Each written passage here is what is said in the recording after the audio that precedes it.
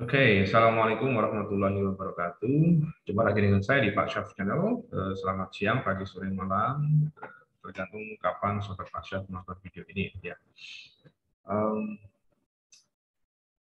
Kali ini eh, Pak Syaf akan kembali membahas tentang jabatan akademik dosen ya, terkait dengan apa saja sih persyaratan ketika kita akan mengajukan jabatan akademik ya. Khususnya ini untuk teman-teman yang baru menjadi dosen dan baru akan mengajukan jabatan akademik ya. Karena ini penting sekali untuk mempersiapkan diri apa saja yang harus dipersiapkan ketika kita akan atau sudah memenuhi syarat untuk mengajukan jabatan akademik ya. Oke, sebelumnya jangan lupa like, comment, share, dan subscribe Pak Syam channel sebanyak-banyaknya. Oke, disclaimer saya kali ini adalah ini eh, akan saya share sistem dari L7 ya atau LDP7 yang mungkin tidak berlaku sama untuk semua LDP di beberapa tempat yang lain, namun menurut saya cukup bisa memberikan gambaran tentang apa saja yang harus dipersiapkan dari seorang dosen ketika akan mengajukan jabatan akademik. Oke, kita simak bersama-sama. Ya, kalau di L7 itu seperti ini sistemnya, kita menggunakan sila dikti namanya. Saya juga kurang begitu paham untuk L dikti yang lainnya ya.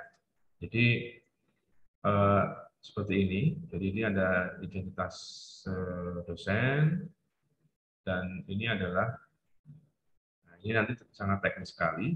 Jadi yang pertama adalah berkas yang harus diunggah itu adalah surat pengantar ya, atau pindai surat pengantar pimpinan perguruan tinggi, kemudian pindai resume, yang resume PAK itu bisa diambil atau bisa di-download di sistem ya kalau di kami, kemudian hasil PAK oleh tim PAK PTS, ijazah ijazah terakhir ya. Ya tergantung kita menggunakan ijazah apa ya. Misalnya kalau asisten ahli kita menggunakan S2 ya S2 yang disertai dengan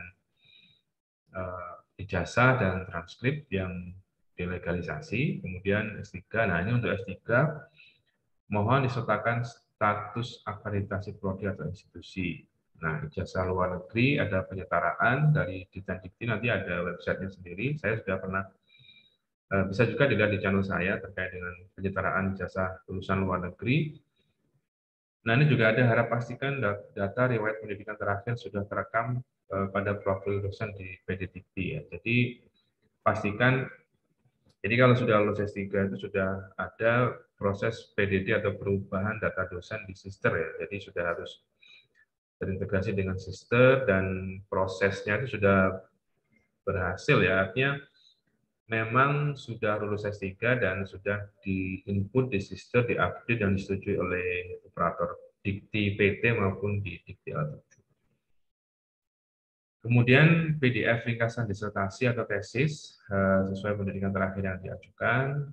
Ringkasan ini memuat cover buku tesis atau cover tesis disertasi, lembar pengesahan, daftar isi dan abstrak. Bukan hanya abstrak, tapi covernya, lembar pengesahan, daftar isi dan abstrak. Kemudian scan. Nah, kalau tugas belajar harus ada pindai tugas belajar atau izin belajar. Kemudian pengaktifan kembali yang izin belajar atau tugas belajar setelah selesai S3, kemudian diaktifkan lagi oleh perguruan tinggi. Nah, ini jika yang bersangkutan belum lulus atau belum bisa tugas belajar, harap melampirkan surat keterangan bahwa yang bersangkutan masih belum lulus atau belum selesai tugas belajar. Kalau saya pahami di poin 7 ini, bagi teman-teman yang TB maupun IB itu bisa mengajukan jabatan akademik dengan menyertakan surat keterangan seperti ini ya. Kemudian pindah dupak, pengangkatan ini sekarang tetap, PAK terakhir, jabatan terakhir, kemudian PAK pangkat terakhir. Ini ada PPKP, penilaian prestasi kerja pegawai 2 tahun terakhir. Ini scan SK PNS atau CPNS bagi dosen PNS, fakta integritas, kemudian senat ya, daftar hadir senat, kemudian surat pernyataan melakukan kegiatan pendidikan dan pengajaran, melaksanakan penelitian, pengabdian, penunjang. Nah, ini ada pengesahan validasi karya ilmiah oleh BNPT, dan juga pernyataan keabsahan yang ditandatangani di atas materi dan diketahui oleh BNPT, serta scan sertifikat pendidik tidak ada. Nah, ini adalah beberapa dokumen-dokumen wajib pertama ya, sebelum ada dokumen-dokumen lain yang juga harus di. Nah, apa saja itu? Nah, kita bisa lihat di sini ya, di detailnya itu banyak sekali yang saya mungkin bisa share. Ini ajuan apa nih? Lama sekali sepertinya. Ini 2019 kalau tidak saya, ketika saya mengajukan lektor. Nah, seperti ini. Nah, ini KUM-A itu pendidikan pengajar ini adalah recap-nya ya, recap dari beberapa isian yang sudah dilengkapi. Nah, ini sudah, misalnya ketika saya mengajukan rektor 200, kebutuhannya 45. Nah, seperti ini kan ada kebutuhan-kebutuhan yang bisa dilihat. Misalnya deskripsi mengembangkan bahan kuliah, orasi ilmiah, menduduki jabatan perguruan tinggi, membimbing akademik dosen di bawah, dan seterusnya. Nah, ini kan tinggal diisi sesuai dengan jumlah KUM yang sudah kita kumpulkan selama masa pengajuan. Gitu ya. Nah, berikutnya ada di KUM penelitian atau KUM C itu. Nah, ini yang cukup ini ya. Ini ada kebutuhannya 35, menyusun karya ilmiah, nah seperti ini. Kemudian data usul awal, menyusun ini apa. Ini misalnya judul artikelnya ini juga harus lengkap dengan DOI-nya, webnya, URL-nya, URL peer review, URL dokumen dan textuality atau originality-nya. Jadi kalau teman-teman mau mengajukan juga harus siap dengan DOI-nya ya. Jadi pastikan jurnalnya itu online dan bisa diakses ya. Ini ada websitenya, URL-nya, peer review-nya. Kita lihat ya misalnya ini jurnalnya bisa dibuka ya. Kita buka. Nah ini langsung menuju ke sana. Nah, ini kemudian ini ada kesalahan sedikit dokumennya. Sepertinya saya harus membersihkan ini ya, Google Drive saya. Nah, ini juga sepertinya ada kesalahan di Google Drive saya. Nah, ini cek sumbernya juga.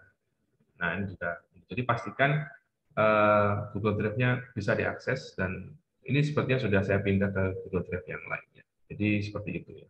Jadi yang harus dilengkapi adalah DOI-nya, website-nya, URL dokumen, peer review, cek similarity dan originality. Itu untuk penelitian. Nah, itu. Kemudian untuk pengabdian, ini poin D, ini saya kira tidak ada masalah ya. Ini juga sama, sudah saja. Nah, berikutnya di penunjang.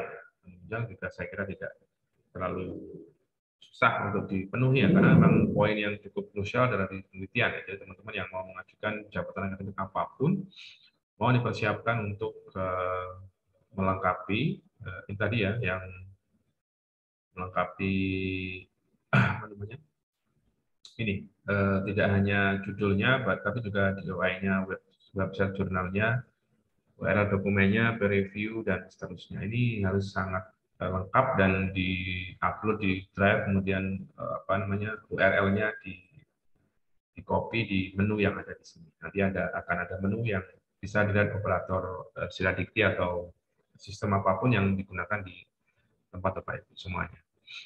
Oke, jadi seperti itu ya konten singkat saya kali ini tentang bagaimana atau persiapan apa saja yang harus dilakukan oleh seorang dosen, terutama dosen yang masih baru untuk mendapatkan atau mengajukan jabatan akademik yang pertama maupun yang kedua dan seterusnya. Semoga konten ini bermanfaat. Yang jelas karir dosen sangat penting dan menurut saya harus dipersiapkan sejak dini ya, terkait dengan persiapan apa, dokumen-dokumen apa yang harus dipersiapkan, karena membutuhkan waktu yang cukup lama, tidak sebentar. Apalagi kalau proses review itu kan harus menunggu hasil reviewnya, kemudian diperbaiki dulu kalau misalnya ada kesalahan dan seterusnya. Oke, tetap semangat, jangan lupa like, comment, share, dan subscribe Pak channel saya banyak-banyaknya. Terima kasih. Assalamualaikum warahmatullahi wabarakatuh.